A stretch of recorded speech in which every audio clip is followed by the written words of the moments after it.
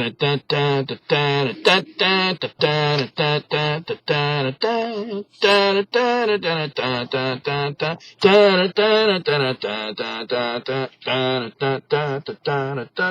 again, everybody. I'm back. Yeah, I know, I'm back. Last week's didn't load.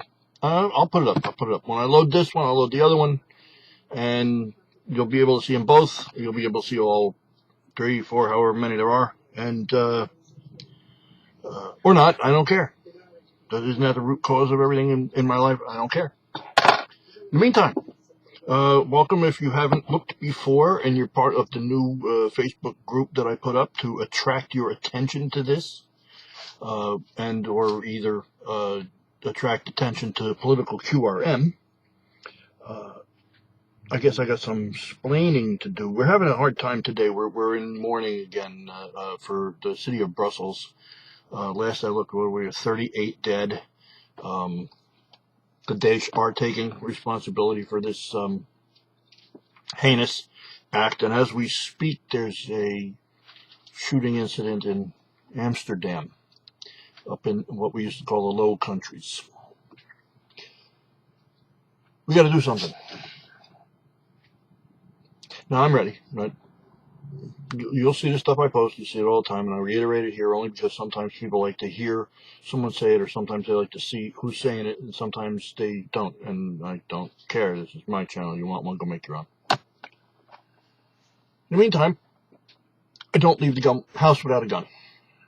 I don't. I used to. I don't. I don't let the wife go shopping without a gun. I used to. Well, I don't. Go for her hikes up less than Pleasant Mountain and less than Hirsute Pate and stuff that they have up here. Because you can't say bald. Can't say bald. They're follicularly challenged Pate. You don't want to be, the bald people unite, and that'll be that. So you don't want to do that. Nope, not without a gun. Nope. And that's even including the fact she takes the dog sometimes to various hikes and marches and whatever it is she does. I don't know. I'm in a wheelchair. I can't go no place. So, anyhow, I know some of you are listening from places where you can't or don't or what have you access, whether it's a firearm, or in some cases you can and can't have such things as mace, and you can and can't have such things as tasers or stun guns, and no place can you have brass knuckles. I mean, you just can't have that. I urge you, if you can, and if you're watching this, the odds are pretty good. You're not on, you don't have a file. You don't have to worry about it. You're not on forums, for those of you watching from places that use that title. Get the training. We've got excellent training officers up here in Maine, excellent RSOs up here in Maine. I don't know about where you're at, but find them. There are some very good and reasonably priced firearms on the market right now. People say, well, Lou, what's the best gun, for me to buy? Well, one that you can handle and one that you'll carry. And, well, what's the best gun if I need it? The one in your hand. People say, oh, guy's coming at me. Look, if a guy's coming at you and you've got a 22, first of all, he doesn't know right off the top of the bat that it's only a 22. Second of all, I'm sorry, I don't know about you, but I don't want to get shot with a BB gun, let alone a 22 or a 32 or a 50, Smith & Wesson Magnum. I don't want to get shot with anything. That's what gets some of these people shot. They carry these things. There's a famous meme going around. It shows a cop holding a pellet gun and a 9 aimed at the camera. And they take a picture and it says, guess which one's real? Too late, you're dead. Yeah. So you pick up a gun and you point it at somebody coming at you in the pharmacy, and they will go, oh shit, this is going to hurt. And the odds are pretty good they'll turn around. If not, even if it's a 22, you put a bunch of them in their head, and it's going to leave a mark.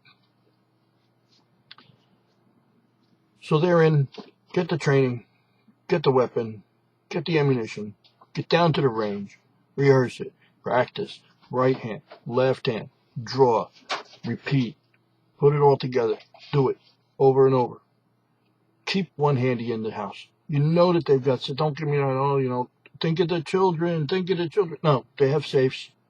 Some of them are, what do they call it, biomechanical. You put your fingerprint on it and it opens up the lock. Get one. No, they ain't cheap. You probably pay more for that than the firearm. Got to do something. I was just talking to a friend of mine down in Northwest Jersey I haven't seen since we moved here, obviously, and used to be a restaurateur. Now he's semi-retired. And we were talking about places like Hackettstown, and we were talking about issues down there, and it's everywhere, folks. And he said, well, what about up there? You moved up there, get away from it all. No, we're not away from it all. Because now you go down to, on our way to Portland to have a nice time last fall with some family that was up, or either, going down to a doctor's office or whatever. And you go to the, one corner there is one of those 5-corner street things, intersections, and each corner's got a halal market on it. Not good. Not, 99% of them, are peaceable people. No, they're not. No, they're not. And even if they are, it's the 1%. It's always the 1%. Even among bikers. I mean, hell, I was a biker for most of my life. It's the 1%. Yeah, it's the 1%, but boy, that 1% can really screw up your day.